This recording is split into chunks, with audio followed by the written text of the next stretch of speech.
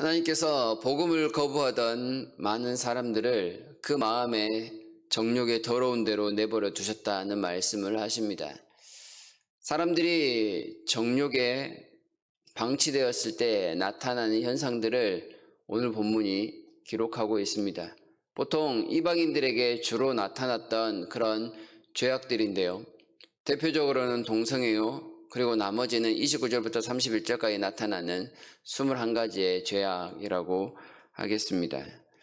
정욕에 사로잡혀 절제가 안 되는 대표적인 모습을 동성애로 26절에서 27절까지 설명을 합니다. 동성애라는 말 자체가 기록되어 있지는 않습니다만은 이 두 절에서 설명하고 있는 내용이 동성애라는 것을 모르는 사람은 없을 것입니다. 많은 동성애를 옹호하는 사람들이 이 본문이 동성애를 정죄하는 것은 아니다라는 말들은 하지만 전체적인 맥락에서 하나님께서 정죄하시는 그 안타까운 죄악들에 대해서 설명하는 가운데 그 하나의 대표적인 경우로 동성애를 말씀하고 있습니다. 이 동성애는 창조의 질서를 뒤엎는 것으로 나타나는데요. 순리를 영리로 바꾸었다라는 말이 그런 뜻입니다. 이렇게 행동하는 이유는 27절에서 설명하고 있는 것처럼 그들에게 음욕이 부릴 듯 일어났기 때문임을 밝힙니다. 마음의 정욕을 주체하지 못한 채 그대로 따랐을 때 나타나는 일 중에 하나가 이 동성애입니다. 그리고 그 극단에 바로 이 동성애라는 심각한 죄악이 자리 잡고 있는 모습을 우리가 알아야 합니다. 문제는 이런 동성애가 그 당시에는 크게 문제시되지 않았다는 점입니다. 사람들은 심각한 죄의식을 가지지 않고 이런 일들을 행했다라고 합니다. 그들이 가지고 있는 힘을 자랑하기 위한 수단으로 그들만이 누릴 수 있는 향락의 한 단면으로서 이 동성애가 옹호되고 있었다라는 점입니다. 그럼에도 그들은 27절 말미에 설명하고 있는 것처럼 그들의 그릇 때문에 상당한 보응을 그들 자신이 받았다는 말씀을 덧붙입니다. 동성애로 인해서 많은 여러 가지 안 좋은 점들을, 부작용들을 경험하고 있었음에도 불구하고 그들은 여전히 우리가 좋아서 하는 것이니 아무 말 하지 않아도 된다는 식으로 덮고 있었습니다. 그렇게 해서는 안 된다는 뜻이죠. 동성애로 인한 여러 가지 병들과 우울증, 그리고 높은 자살률들, 요즘에도 나타나고 있는 현상들인데요. 이런 것들 역시 이러한 결과들을 통하여 보았을 때 동성애는 한번 빠지면 헤어나오기 어려운 중독성이 강한 그러한 죄악임을 반증한다. 이렇게 볼 수도 있겠습니다. 동성애 옹호론자들은 이러한 동성애에 대해서 그저 하나의 인권일 뿐이다. 이렇게 이야기를 합니다. 자신의 의지대로 하는 것이니 가타부타 누군가 이야기해서는 안 된다. 인권이라는 포장지를 씌워서 전 국민의 많은 사람들의 공감대를 얻으려고 수많은 노력을 합니다. 그러나 성경이 말하고자 하는 것, 교회가 강력하게 주장하고자 하는 것은 동성애는 죄악이라는 점입니다. 살인이 죄이고 사기와 우상 숭배가 분명한 죄이듯 심지어 부모를 공경하지 않는 것이 죄이고 거짓말하고 도둑질하는 것이 죄이듯 성경에 기록된 동성애 역시도 성경 안에서 분명한 죄악이요 가만히 두어서는 결코 하나님의 심판을 면할 수 없는 심각한 죄악이라는 것을 우리가 분명히 알아야 합니다. 이 동성애는 7계명에 확장된 그런 죄악입니다. 이런 분명히 언급되고 있는 죄악의 내용에도 불구하고 요즘의 인권단체들이 이 동성애를 죄악시하지 못하게 한다. 그것은 교회의 입에 재갈을 물리려는 것과 같습니다.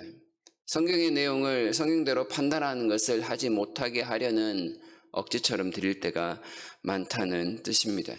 물론 이 동성애만 심각한 죄악은 아닙니다. 말씀드렸던 것처럼 29절부터 31절까지 많은 죄악들이 나타납니다. 불의와 추악과 탐욕과 악의와 시기와 살인과 분쟁과 사기와 악독에 가득한 모습과 수근수근하는 모습, 비방하는 모습, 하나님께서 미워하시는 자, 능욕하는 자, 교만한 자, 자랑하는 자, 악을 도모하는 자, 부모를 거역하는 자, 우매한 자, 배약하는 자, 무정한 자, 무자비한 자 등 여기에 나타나고 있는 사회에서 경험할 수 있는 아주 다양하고도 또한 쉽게 볼 수 있는 악한 모습들입니다. 복음을 부끄러워하는 사람들이 흔히 나타낼 수 있는 모습들이고 성도들이라고 해도 이러한 죄악에서 완전히 자유롭다라고 말할 수 없는 그러한 악한 모습들입니다. 동성애도 죄악이고 이렇게 열거된 모든 죄악도 하나님 앞에서 반드시 해결해야 될 죄악인데 그 중에서도 더욱더 심각한 것은 32절에서 말씀합니다. 32절을 보시면 그들이 이 같은 일을 행하는 자는 사형에 해당한다고 하나님께서 정하심을 알고도 자기들만 행할 뿐 아니라 또한 그런 일을 행하는 자들을 옳다 하느니라. 죄악을 방치하면 하나님의 심판의 벌, 사형의 벌을 받습니다. 분명히 기록된 하나님의 말씀이 있음에도 불구하고 세상 사람들이 이 말씀을 무시한다는 뜻입니다. 자신들은 기독교의 하나님과는 상관없이 사는 사람들이니 하나님의 심판을 받을 일이 없다는 그런 논리를 내세우는 것 같습니다. 여기에 더 나아가 그들만의 세력을 규합합니다. 그러고는 자신들끼리 행하는 그 모든 죄악에 대해서는 괜찮다고 서로를 두둔합니다. 그리고 밖을 향하여서 이런 말을 하지 말도록, 우리를 정죄하지 말도록 그렇게 힘을 모아가고 있는 모습을 분명히 보여줍니다. 내 편이 행하는 죄는 괜찮다가 되고 내 편이 아닌 사람들에 대해서는 아무 말 하지 말라, 이렇게 되는 것이지요. 요즘에 인권단체들이 자신들의 편에 대해서는 함구하고 있는 모습과 비슷한 것이다 할 수 있겠습니다. 하지만 성경은 네 편, 내 편을 가리지 않습니다. 누가 되었던 잘못된 것에 대해서는 분명한 죄라고 못을 박습니다. 왜냐하면 죄가 가지고 있는 심각함 때문에 그렇습니다. 계속해서 이야기를 드리지만 하나의 죄라도 하나님 앞에 해결받지 않으면 그것은 곧 사망에 이르는 죄가 되기 때문에 그렇습니다. 동성애나 살인이나 우상숭배나 도둑질이나 거짓말이나 다 심각하게 하나님 앞에 해결해야 될 죄입니다.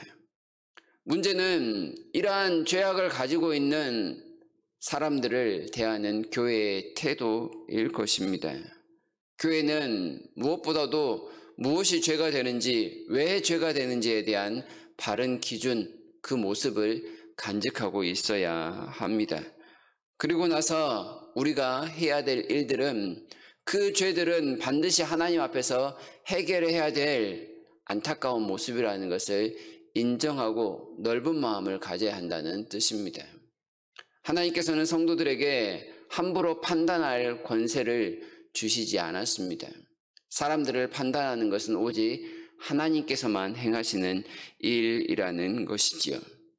그리고 모든 죄악은, 살인도 용서를 받는데 그 외에 다른 모든 죄들은 하나님 앞에서 다 용서받을 수 있다는 자세를 우리가 견지해야 합니다.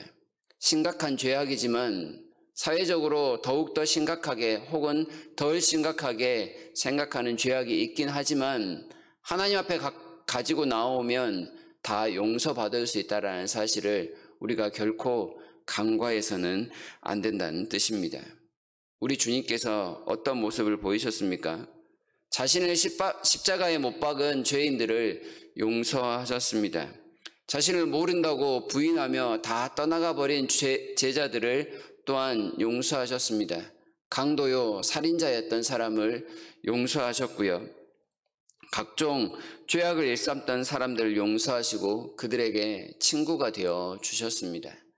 공식적인 도둑질을 행하던 세리들을 부르셨고 마태와 삭개오를 또한 주의 제자로 부르시는 그런 일들까지도 행하셨습니다. 동성애와 각종 죄악에 대해서 분명한 경각심을 가져야 합니다.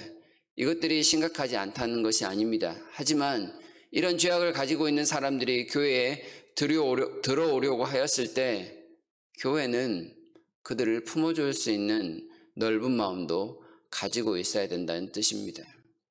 교회가 아니면 구원받을 길이 없는데 이들을 색안경을 끼고 교회가 외면해 버린다면 그들의 구원의 길은 막힐 것이기 때문에 그렇습니다. 죄악은 미워하되 그들이 정말 회개하고 돌이키려는 마음이 있고 하나님을 통해 구원을 얻고자 하는 그런 간절함이 있다면 주의 마음으로 용서해 줄 수 있는 마음, 포용해 줄 수 있는 마음, 그들 위해서 기도해 줄 수 있는 마음이 우리 모두에게 필요한 것입니다. 이러한 죄악이 횡행하고 있는 가운데 교회가 간직해야 될 자세일 것입니다. 우리도 역시 죄인이지 않습니까? 요한복음 8장에 가늠하다 붙잡힌 여인들, 그들 향해 사리를 불태우고 있는 사람들을 향해 주님께서 말씀하시지 않았습니까? 너희 중에 죄 없는 자가 먼저 돌로 치라 라고 말입니다. 주님께서도 어떠한 죄인도 정죄하지 아니하시고 오히려 죄인들을 위하여 자신을 십자가에 내어주셨다라는 사실을 오늘 한 번 더 기억했으면 좋겠습니다. 그리고 교회가 더욱더 죄악에 대해서 분별력을 간직하고 죄악을 멀리하고 죄악을 싫어하며 죄악에서 떠난 거룩한 삶을 살아가는데 앞장서야겠습니다. 그리고 그 거룩함에 앞장서는 만큼 더욱더 열린 마음으로 세상을 향해서 팔 벌릴 수 있고 주님의 자비하심을 나타낼 수 있는 그런 교회가 되도록 우리가 함께 기도하고 그러한 일에 앞장서는 우리 모두가 되기 위하여 함께 노력했으면 좋겠습니다. 그러한 교회다움을 오늘도 실천하는 일에 앞장서는 모두가 되시기를 진심으로 바랍니다.